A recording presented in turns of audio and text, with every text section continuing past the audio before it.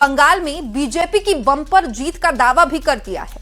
गृहमंत्री अमित शाह ने दावा किया कि पहले फेज की 152 में से 110 सीटों पर बीजेपी की जीत हो रही है। दीदी जाने वाली हैं, बीजेपी आने वाली है। अमित शाह ने कहा कि 5 मई को बीजेपी का कार्यकर्ता सीएम बनेगा और साथ ही उन्होंने यह दावा किया है कि बंगाल का अगला सीएम बांग्ला बोलने वाला होगा।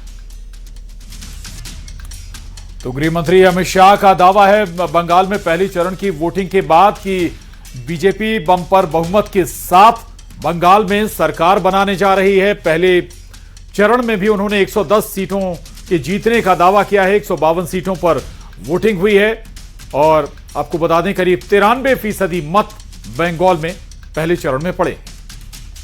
साथ भारतीय जनता पार्टी बंगाल की टीम ने एक असेसमेंट करा है, जो पोलिंग हुई है ऐसा इसका, और मैं स्पष्ट रूप से आपको बताना चाहता हूं 152 सीटों में से 110 से ज्यादा सीटें भारतीय जनता पार्टी जीतने जा रही है। इसका मतलब है कि दूसरे चुनाव चरण को मिलाकर हम प्रचंड बहुमत के साथ बंगाल में शुद्ध रूप से भारतीय जनता पार्टी की सरकार बनाने वाले हैं।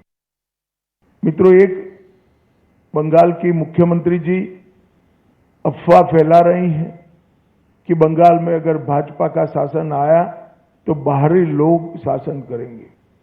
मैं दीदी को बताना चाहता हूं, दीदी बंगाल का अगला मुख्यमंत्री बंगाल में ही जन्म लेने वाला, बंगाली मीडियम में पढ़ा लिखा और बंगाली बोलने वाला होगा। इतना ही है कि आपका भतीजा नहीं होगा, वो भारतीय जनता पार्टी का कार्यकर्ता होगा। और प्रधानमंत्री नरेंद्र मोदी आज बंगाल में है। दूसरे चरण के चुनाव के लिए प्रधानमंत्री ने दमखम से प्रचार किया है।